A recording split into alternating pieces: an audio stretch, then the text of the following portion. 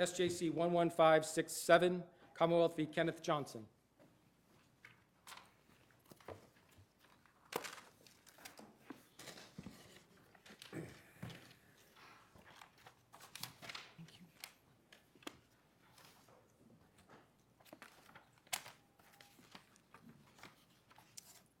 Mr. Chief Justice, and may it please the court. My name is Brad Benyon. I represent Mr. Johnson. This is the second time his case has been appealed, and it is because of the fact that he was not identified. And in this proceeding, we're looking at whether the judge should have given what's best termed a modified identification instruction when requested. So, explain to me exactly what that instruction is that you think should have been given. Well, there are different ways to look at it.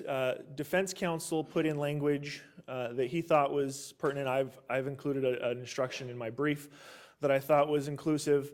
I think the problem here, though, is that if you look at the model identification instruction, usually when someone is identified, and this is brought in as evidence at trial when there's a positive identification, and of course this court has said that this needs an instruction to the jury. The government usually benefits from a positive identification, and they usually benefit from these types of instructions, and I'm on in the model instruction.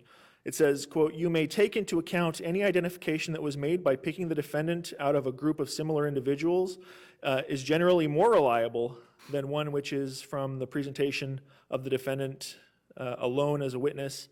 And also, you may take into account whether a witness ever tried and failed to make an identification of the defendant or made an identification that was inconsistent with the identification that such witness made at trial." Well, in this case, of course, there was an effort to identify your client, and it failed. It did. And there was no identification at trial either. Yes, but what we're looking for is the fact that an identification was attempted. That's really where... That came out at trial. Of course it came out at trial. That was the subject of cross-examination and maybe even direct examination. Yes. And so you're saying we need a jury instruction to tell jurors that if someone fails to identify someone before, maybe that means they can't identify them? And there's no identification at trial? So I think... Is this a scientific fact, or is this just a duh? I mean, you know, can't jurors understand this from their own common sense? Well, I think here's the problem, and this kind of gets to prejudice. So here you have a defendant who is in a Jeep with another Jeep. It's just been involved in a robbery.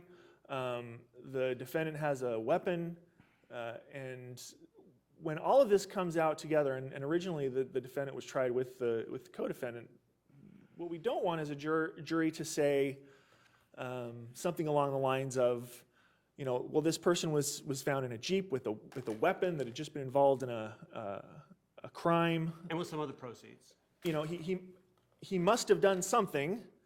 Let's act out of an abundance of caution and just find him guilty. And I understand that there are other instructions that try to rein a jury in on this, but I want you to think about the instructions that I just gave, okay? Especially when we have a lay jury. You may take into account whether a witness ever tried and failed to make an identification. You can take it into account, and wasn't that the whole point of the case? But if you don't it's think so, jurors could take that into account? But if it's so understandable, then why, when there's a positive identification, do you give this same instruction? In other words, if it's so obvious, can't the jury understand that there was an identification? But in theory, I think the reason, just taking the instruction as it is, it seems to me that the reason for you can take into account that there was an inability to identify is the reason for that is that the witness has identified the defendant as the perpetrator. Yeah. So it's mitigating against that. I mean, this is a strict interpretation, but I wanted to ask you something else. So it is different. If you don't have, I agree, it's if you different. don't have the witness positively identifying, you don't need to mitigate, and you did have the evidence. But here's the question: isn't the real point, though, that you would be it would depend on the science. That is, if the science really did support the view that a person who, when a person looks at a lineup and doesn't identify X as a perpetrator, that is somehow connected to X isn't the right person, right? That's, yeah. I mean, I creates looked a at defense, the yeah. American Psychological Association brief, and that seems to be what they're looking at, or, But it certainly raises the defense, right? That's why, that was the defense at the original trial, that was the defense at the second trial. So yeah, though, but I'm just not sure how robust that particular proposition is. I think having, Whether you need science Yeah. to establish the point. yeah, I think we're all aware, Defense. I think as judges and lawyers, we're all aware of the strengths and weaknesses of identification. This has been brought up in other appeals. It's been in very interesting law review articles, which are cited in the amicus briefs. But I think, I'm not sure science gets you there. I think what I'm looking at here, what my client is worried about is the fact that he was found in circumstances that, unless the jury is really asked to focus on his defense, it can be very easy to just go the way the government is laying out their evidence. In other words, Well, doesn't that depend on the quality of his advocate to adequately focus the jury on whatever the defense is in the case? no, well, the advocate's there to focus to bring out the evidence and to apprise the jury of the evidence. What the instruction does is it gives the jury understanding of how to use that evidence Was there argument on this point in closing? with respect to the defense. Yes. And how to make sense of the fact that there was no identification even though one was tried? Well, it was raised, yeah, that was he argued. wasn't identified. You know, a good defense counsel is always going to bring that up. In both the opening and the closing, wasn't it? Yeah, like I said, a good defense counsel is going to bring that up, but we're weighing it with respect to the evidence. And in this case, I think the facts are always going to play into these types of cases, whether an instruction is given or not. And in this case, we have very good facts for the defendant. In other words, it's not just some sort of out-of-the-blue idea that he might not have actually been at the scene, because we have, in the first trial and the second trial, clear testimony that there was a motorcycle following up before the robbery. So, How soon after the robbery was his car and the other car involved stopped? I believe it was within 15 minutes. But what we're talking about here is... He had a gun He had a gun, and blue shorts, yeah. which is how he was identified, the person with blue shorts, the gun. I have blue shorts. Yeah. I'm sure a lot of people Blue on this shorts. panel have blue shorts. That's not... It's the gun in that's the car, problem, in right? Car involved in the robbery. Yeah. With the proceeds. But with respect to that, remember that there's evidence that the unidentified perpetrator gets in the green Jeep, the robbed Jeep, and we are to be looking. And while there's evidence that from the police that it was the other way around, we're here to look at the evidence in the light most favorable to the defendant. And there was clear evidence from the victim that the person with the weapon got into the green Jeep. And when they were seized and stopped by the police, Mr. Johnson was in the tan Jeep. Okay, so if that evidence is to be believed, then they at least got out and switched vehicles. Do you rely on Franklin at all for your argument? Again, case law is great, but the facts are always different enough.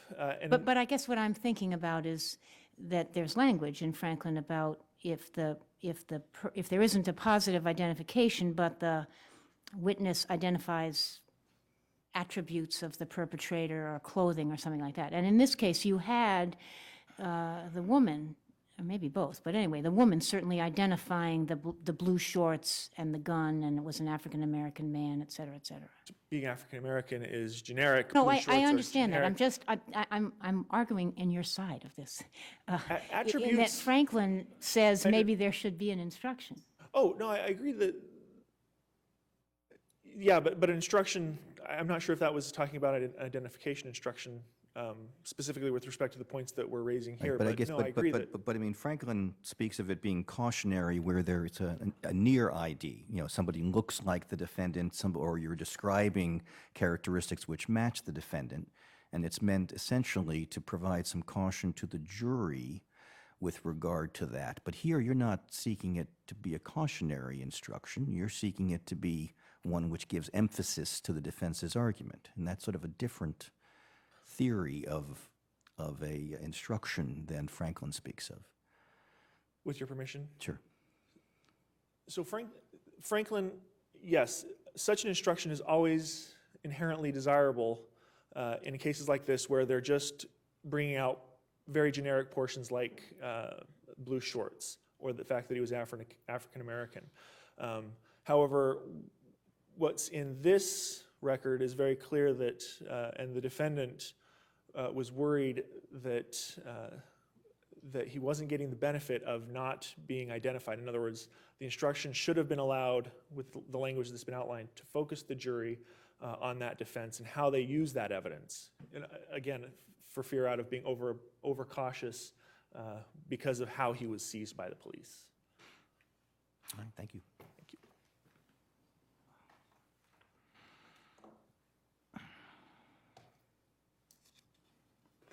Good morning. May it please the court. Kaylin Campbell on behalf of the Commonwealth. With me today is the trial prosecutor in this case, David Bradley.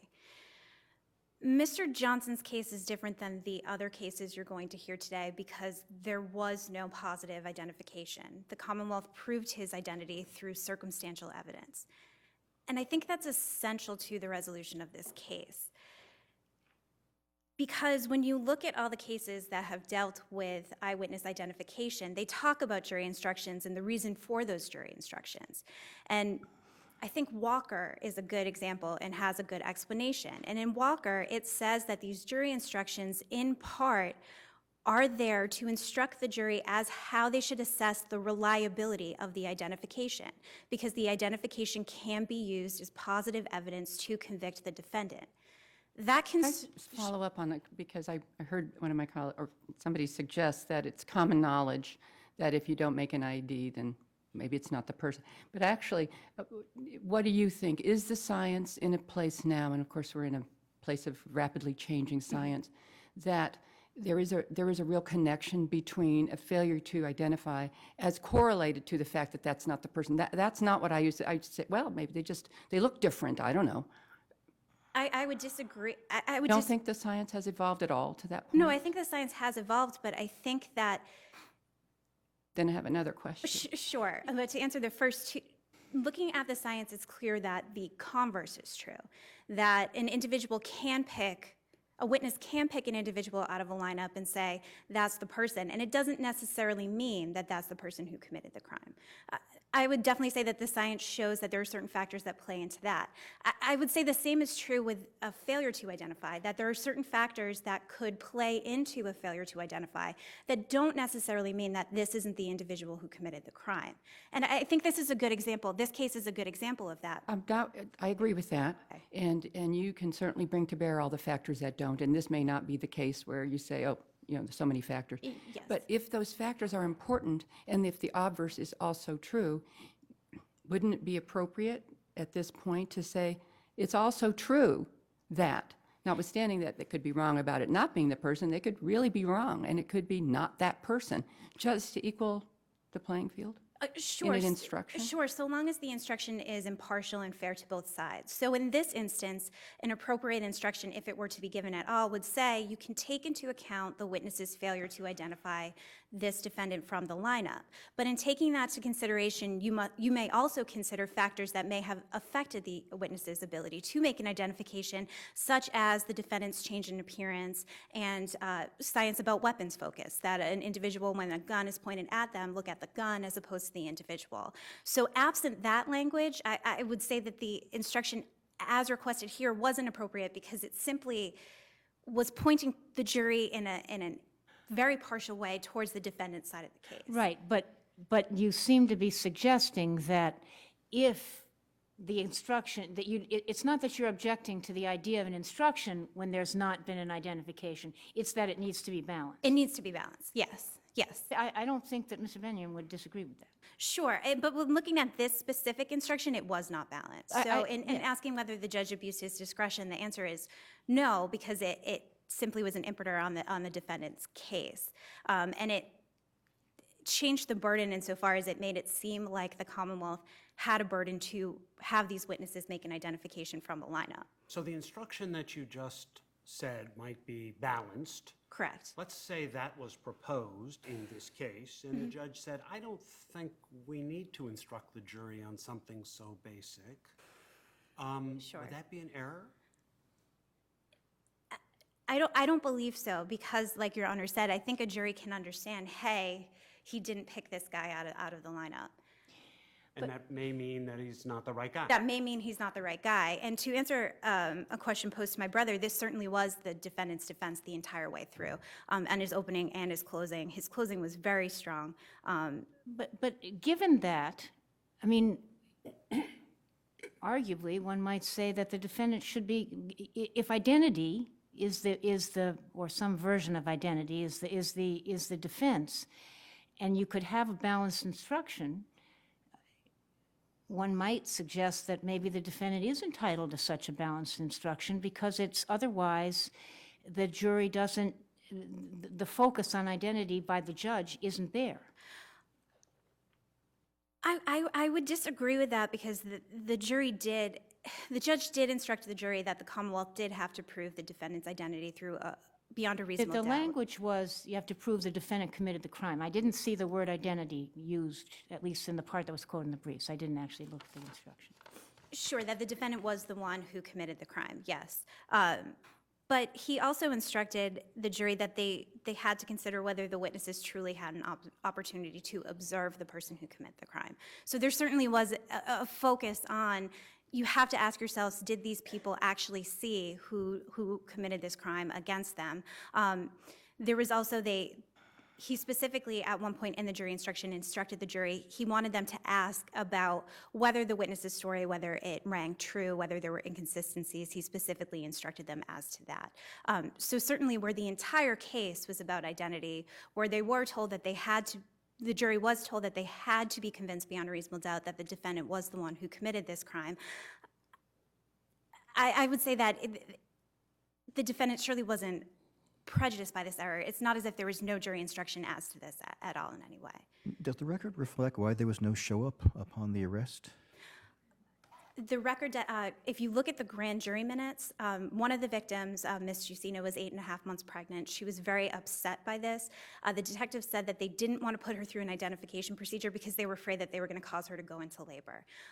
So this is the case where then when they were putting... That's as to her. There was a gentleman there, too. Yes. I believe that the concern was that he needed to be with her because of the state that she But there was in. also a child that needed to be taken care of. There was a 2-year-old that was there as well, yes. And any explanation for why it took a month to do the lineup? By that time, they were putting the case before the grand jury, and they got a lineup through the grand jury. It was a court order to get the lineup. So I think they were just investigating the case, and that was the way that they chose to investigate it. Thank you. You're welcome.